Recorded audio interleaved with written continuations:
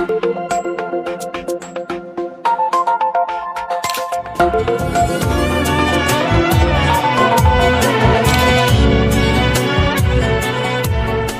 لله حمدا كثيرا طيبا مباركا فيه كما يحب ربنا ويرضاه. أشهد أن لا إله إلا الله وحده لا شريك له، وأشهد أن محمدا عبده ورسوله لا نبي بعده. اللهم صل وسلم على نبينا محمد وعلى آله وأصحابه أجمعين. أما بعد فيا عباد الله، أوصي نفسي وإياكم بتقوى الله فقد فاز المتقون. اتقوا الله حق تقاته ولا تموتن إلا وأنتم مسلمون. قال الله تعالى في كتابه الكريم وهو أصدق القائلين: أعوذ بالله من الشيطان الرجيم. والسماء رفعها ووضع الميزان ألا تطغوا في الميزان. صدق الله العظيم. Yang kami hormati guru kita bersama, Rektor IAIN Takengon, Profesor Dr. Ridwan Nurdin MCL. Yang kami hormati seluruh sivitas akademik IAIN Takengon. Yang kami hormati Ketua Dewan Masjid Indonesia Kabupaten Aceh Tengah. Yang kami hormati seluruh pejabat pemerintahan yang ada di Kabupaten Aceh Tengah, dari mulai reja sampai bupati, dan jamaah sekalian yang dirahmati Allah Subhanahu wa taala. Mari sama-sama kita bersyukur dengan mengucapkan alhamdulillahirabbil alamin. Lisan mengucap, hati meyakini dan membenarkan agar Allah Subhanahu wa taala memberikan bonus kepada kita. Apa bonusnya? Rasulullah sallallahu alaihi wasallam bersabda, "Man qala alhamdulillahi rabbil alamin min qibali nafsihi kutibat lahu 30 hasanatan wa hutta anhu 30 sayyi'atan." Barang siapa yang mengucapkan alhamdulillahi rabbil alamin dari hati sanubarinya yang paling dalam, Allah catat baginya 30 kebaikan dan Allah hapuskan daripadanya 30 keburukan. Mari bersama-sama kita bersalawat kepada Rasulullah sallallahu alaihi wasallam dengan ucapan Allahumma shalli ala Muhammad wa ala ali Muhammad, atau Allahumma sholli ala Sayyidina Muhammad wa ala ali Sayyidina Muhammad. Mudah-mudahan salawat kita berbalas dengan 10 kebaikan yang dijanjikan oleh Rasulullah sallallahu alaihi wasallam di dalam hadis sebagaimana diriwayatkan salah satunya oleh Imam Muslim, "Man shalla alayya salatan sallallahu alaihi biha asyran." Barang siapa yang bersalawat kepadaku 1 kali salawat, Allah bersalawat kepadanya dengan 10 kali. Syekh di dalam kitab Tuhfatul Ahwadi Syarah Jami' At-Tirmidzi mengatakan, maksud daripada salawat Allah kepada manusia adalah turunnya rahmat. 1 kali manusia bersalawat kepada Rasulullah, Allah turunkan 10 rahmat. Mudah-mudahan kita termasuk orang-orang yang mendapatkan rahmat itu. Dalam hadis lain Rasulullah menyatakan, "Man shalla alayya hina yusbihu asyran wa hina yumsi asyran adrakathu syafa'ati yaumal qiyamah." Barang siapa yang bersalawat kepadaku pagi hari 10 kali, sore hari 10 kali, dia akan mendapatkan syafaat dariku pada hari kiamat. Hadis ini diriwayatkan oleh At-Tabrani dari sahabat Abu Darda radhiyallahu anhu. Ma'asyiral muslimin rahimakumullah. Tema ceramah singkat kita pada pertemuan kali ini adalah menjaga kelestarian lingkungan sebagai bagian daripada ibadah. Tema ini kami pikir masih relevan dengan perkembangan zaman di tengah kerusakan yang ada di lingkungan kita yang semakin masif akibat ulah tangan manusia. Padahal menjaga lingkungan hidup, melestarikan lingkungan hidup merupakan salah satu tanggung jawab kita kepada Allah Subhanahu wa taala, di samping wujud kesyukuran kita atas nikmat-nikmatnya. Ma'asyiral muslimin rahimakumullah. Allah Subhanahu wa taala memperingatkan kita di dalam banyak surat dan ayat. Salah satunya surat Ar-Rum surat ke-30 ayat 41. A'udzubillahi minasyaitonir rajim. Dhaharal fasadu fil barri wal bahri bima kasabat aydin nas liyudhiqahum ba'dalladzi 'amilu la'allahum yarji'un. Artinya, telah tampak kerusakan di darat dan di laut akibat perbuatan manusia, agar Allah merasakan sebagian dari perbuatan mereka, agar mereka kembali ke jalan yang benar. Ayat ini sudah menjadi bagian daripada kehidupan kita, hafal insya Allah di luar kepala, namun pelaksanaannya terkadang perlu diingatkan karena manusia tempatnya salah dan lupa. Mari kita lihat bagaimana komentar para ulama terkait dengan ayat ini. Al-Hafidz Ibnu Katsir, wafat tahun 774 Hijriah, di dalam Tafsirul Qur'anil Azim yang kita kenal dengan Tafsir Ibnu Katsir, menyatakan bahwa yang dimaksud dengan al-barru adalah al-masakin wal qura. Daratan itu kampung dan desa. Wal bahru madainus sawahil, kota-kota di pesisir. Wal qura allati daffat ila an-nahri wal bahri, dan kampung yang berada di pinggiran sungai atau laut. Lalu al-fasad di dalam ayat ini, kata beliau, an-naqsu fi az-zuru'i wath thamarat bisababil ma'siyah. Kerusakan yang dimaksud di dalam ayat ini adalah kekurangan hasil tanaman dan buah-buahan karena maksiat. Jelas disampaikan oleh Ibnu Katsir bagaimana kerusakan itu muncul dari perbuatan manusia. Allah Subhanahu wa taala melalui surah Ar-Rahman, surat ke-55 ayat 7 sampai ke-8, memberikan peringatan kepada kita tentang pentingnya menjaga keseimbangan. Saat Allah berfirman, "Was-samaa'a rafa'aha wa wada'al mizan alla tatghaw fil mizan." Dan Allah meninggikan langit, meletakkan neraca agar kalian tidak merusak keseimbangan itu.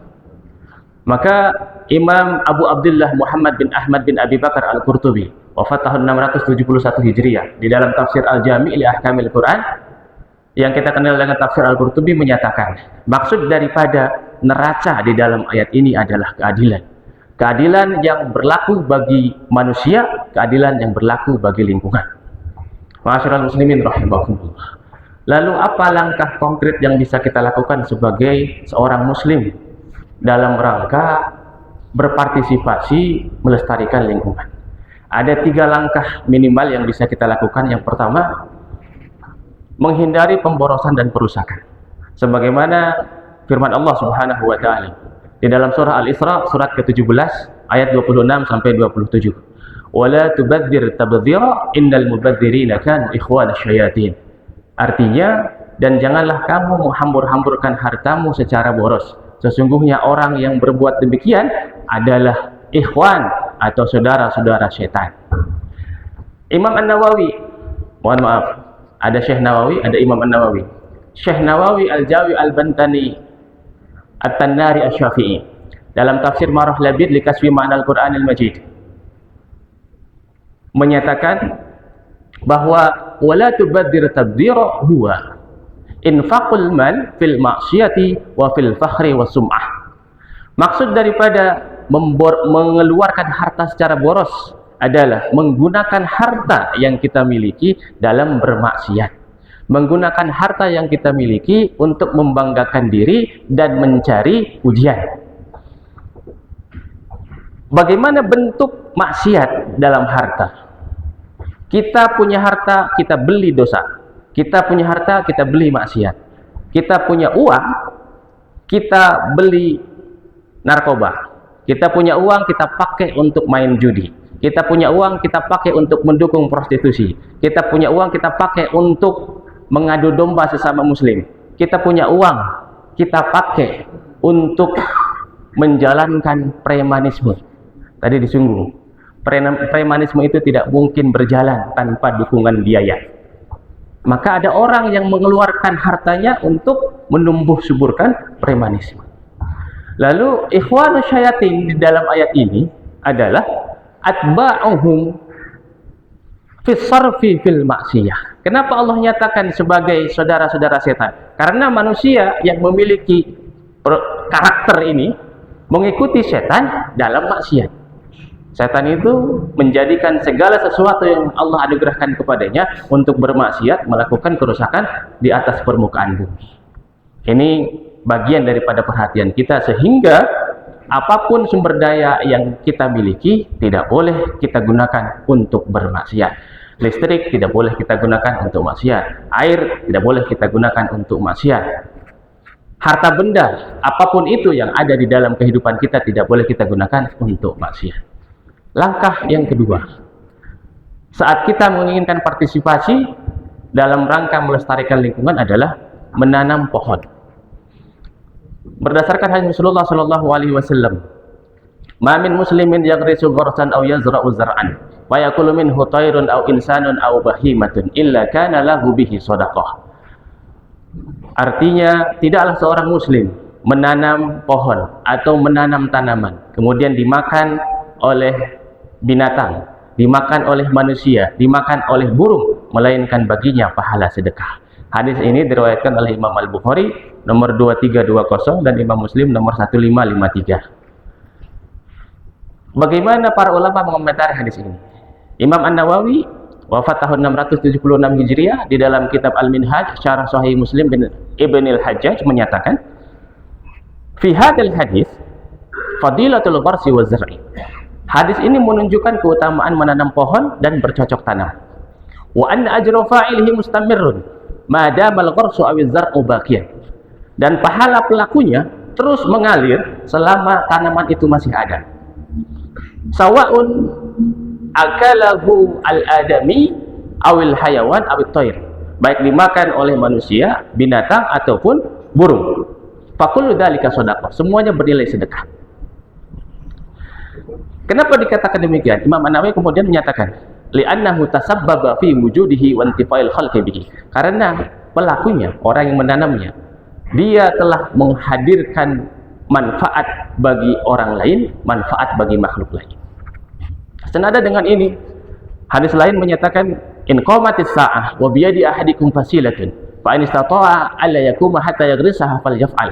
Hadis ini diriwayatkan oleh Imam Ahmad nomor 12902.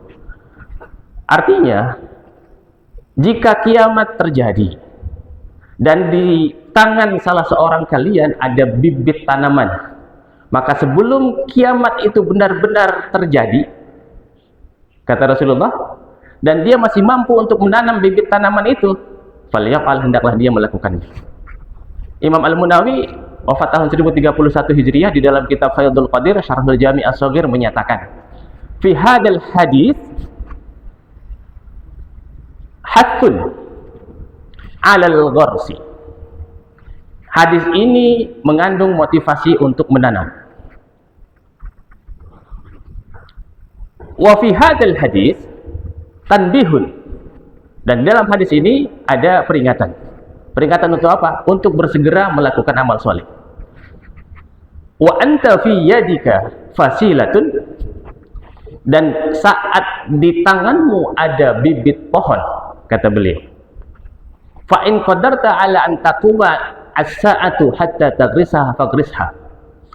Apabila kiamat yang dijanjikan oleh Allah Subhanahu wa taala akan terjadi dengan munculnya tanda-tanda kiamat yang besar, namun sebelum benar-benar kiamat itu tegak dan kamu masih bisa menanam pohon, hendaklah kamu tanam. Wa fi hadzal hadis, di dalam hadis ini juga ada keterangan tentang mulianya melakukan amal soleh. Wa annahu la yanbaghi ta'khirul amali soleh walau fi akhiri lahdhatid dunya. Ini lanjutannya. Jadi beliau sampaikan, dan tidak sepantasnya bagi kita, bagi seorang muslim, untuk menunda-nunda amal soleh meskipun di akhir kehidupan dunia. Saat-saat akhir menjelang kehidupan dunia ini ditutup oleh Allah Subhanahu wa taala dengan kiamat. Ma'asyiral muslimin rahimakumullah. Bulan lalu Kementerian Agama Republik Indonesia menginisiasi gerakan penanaman 1 juta pohon matoa. Pohon yang berasal dari tanah Papua, memiliki keistimewaan luar biasa, tingginya bisa mencapai 18 meter, diameternya bisa mencapai 100 cm. Buahnya mengandung banyak manfaat.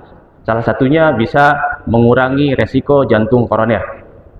Ini merupakan respon atas perintah Allah Subhanahu wa taala di dalam Al-Qur'an, atas perintah Allah Subhanahu wa taala melalui lisan nabinya di dalam hadis-hadis beliau. Langkah konkret yang ketiga, mengurangi polusi dan sampah.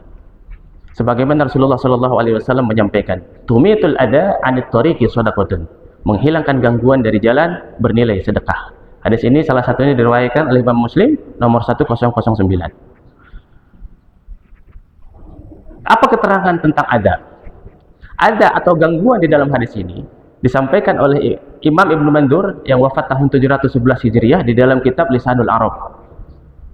Qad yakunu zuzajan maksuran 'alal ardi.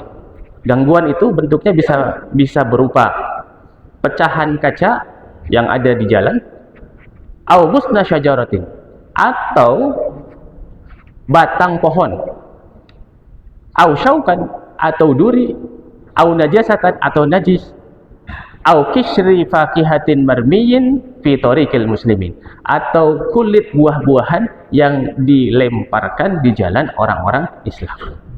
Ini gangguan. Maka menghilangkan gangguan ini bernilai sedekah.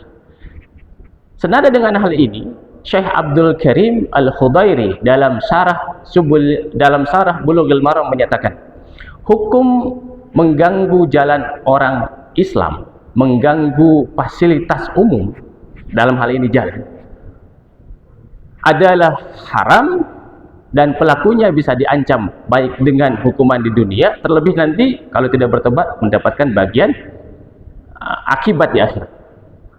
Maka kalau dalam konteks kita saat ini, menghilangkan gangguan di jalan bisa diwujudkan dengan menaati peraturan lalu lintas. Contoh, lampu merah menyala, berhentilah sebentar, karena tidak mungkin lampu merah sampai 1 jam kecuali lampu merahnya rusak. Ini bagian dari partisipasi kita untuk mewujudkan sunnah Rasulullah. Maka perilaku melanggar lampu merah itu bertentangan dengan adat istiadat Islami. Jadi pelakunya bisa dikategorikan dia belum paham ajaran Islam. Semoga di daerah kita tidak ada lagi model-model orang yang melanggar lampu merah atau sen kanan belok kiri. Ma'asyiral muslimin rahimakumullah. 3 langkah konkret ini apabila kita laksanakan dengan penuh kesadaran tanggung jawab, akan menghasilkan apa yang dijanjikan oleh Allah Subhanahu wa taala sebagai negeri yang baik, negeri yang makmur, serta didukung oleh rahmat Allah dan turunnya ampunan dari Allah Subhanahu wa taala yang kita kenal dalam istilah baldatun thayyibatun wa rabbun ghafur. Demikian, semoga bermanfaat. Wallahu a'lam bishawab. Hadanallahu wa iyyakum ajmain. Assalamualaikum warahmatullahi wabarakatuh.